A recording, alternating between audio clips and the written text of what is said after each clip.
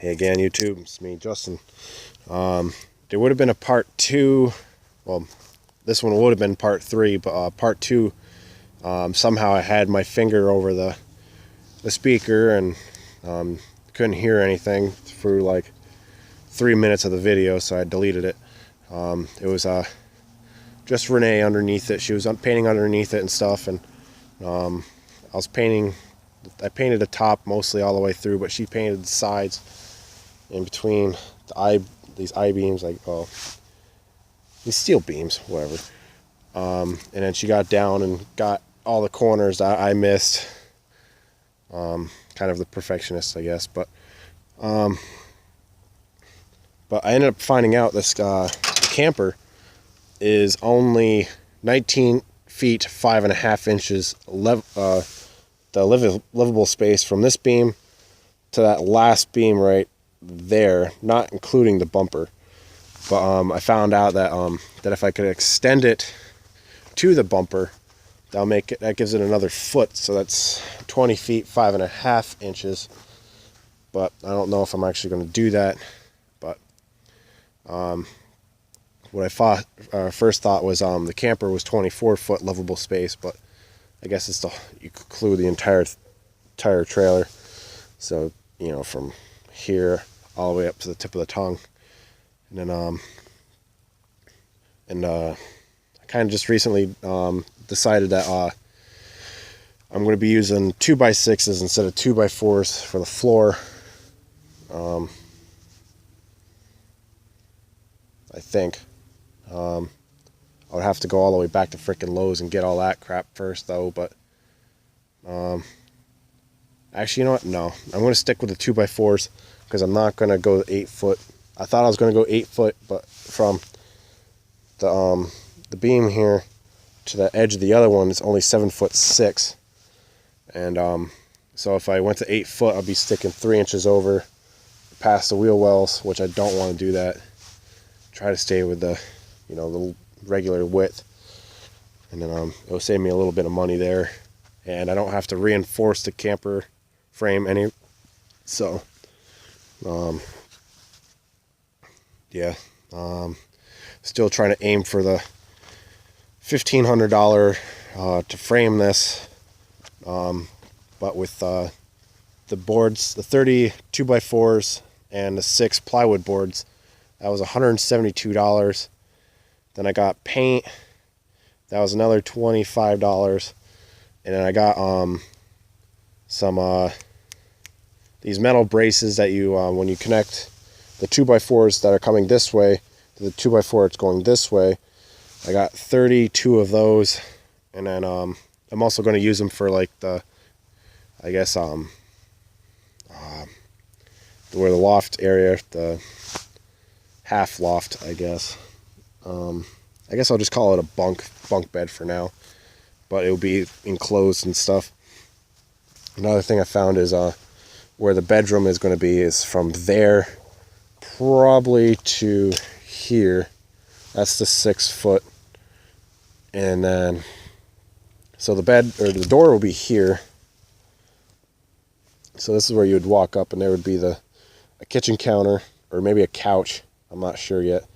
And the wall would be here for the, I guess, the bunk, and underneath would be the sliding door, so you can get underneath to like the kids' bedroom / storage. And then when you would, right above here would be the kitchen sink, and I'm guessing maybe there or right here, probably right here, probably right there, I'll have a couch. So the kitchen sink would be here, the counter space, the bedroom, and then so this would be where the wood stove is, and then maybe above the couch I'll have that wall-mounted propane heater, and then so then this last 4.5 to 5 foot space, I'll have the composting toilet, and then storage, and then on this side would be the shower. I don't know, Renee seems very positive on not having the cowboy tub the little trough that you can get over at Tractor Supply. That's 2 feet high, 4 feet long, and then 2 feet wide. She seems pretty determined not getting that because she doesn't like the way the metal looks, and she's afraid that it's going to be really, really cold. And I'm like, I don't know. And I told her that we can clad it with wood. She seemed to like that idea. Maybe if we boxed it in with wood. But, and then another thing is the plywood. It's just under 1/2 inch. Probably 3/8. I think it is. But since I got 6 of them, and I'm only doing a really thin board because I'm going to do there's a place I worked at here in Plattsburgh, New York, that I plan on going over to, and I know the manager there because the place I worked, he went across the street to work at this ambulance. It's where they put together Mercedes-Benz ambulances, and they have dumpsters outside, and they always chuck like these like 10-foot pallets. So I'm going to take those pallets and I'm going to break them up, and because I don't need them 10 feet wide, and then for the floor I'm going to put it on top, and I'm going to sand them down, and I'm going to stain it, and it's going to have like an altered color look. Like one would be darker, one would be lighter. I want it kind of like an old rustic look, I guess, but not everything's going to be the same, same color. But, and then maybe for the walls too, to save some money there, I'm going to be doing a 16-inch on center frame with as well as the flooring. And then yeah, I need bolts to bolt it down to the frame, all that stuff. But yeah, that's the old heater right there. But not going to use that. And then can't use that tub because I broke a hole in it. Okay, that's not going to work. I'll get up to it. You can see it right there. Below that orange sticker, kind of blew a hole through it. But I have one that's probably 3/4 of that size. That'll work perfect. And then yeah, and then some more junk here, piles I raked up. Got it back to being pretty clean. This is the metal we're getting rid of. But yeah. So tomorrow we're gonna start the floor. I believe today is day 7 because yesterday we didn't work. So coming back for day 8 of the tiny house build, and also Saturday, April 16th, I'm going to Burlington for the Vermont House and Garden Show.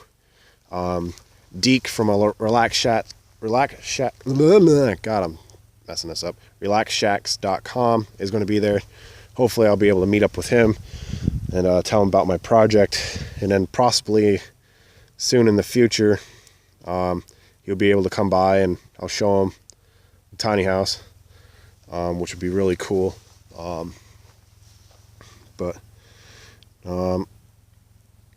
And supposedly there's going to be a tiny house village, probably about 10. I guess that'd be about 10 tiny houses, I'd hope. I'd like to show Renee the tiny houses. We've never been in one, but because she's worried about being claustrophobic and stuff, and I'm like, either way, babe, I'm going to be living in one. So yeah, me and my stubborn ass. But I don't know. So I'll see you guys tomorrow for day 8 on the tiny house build. Have a good night.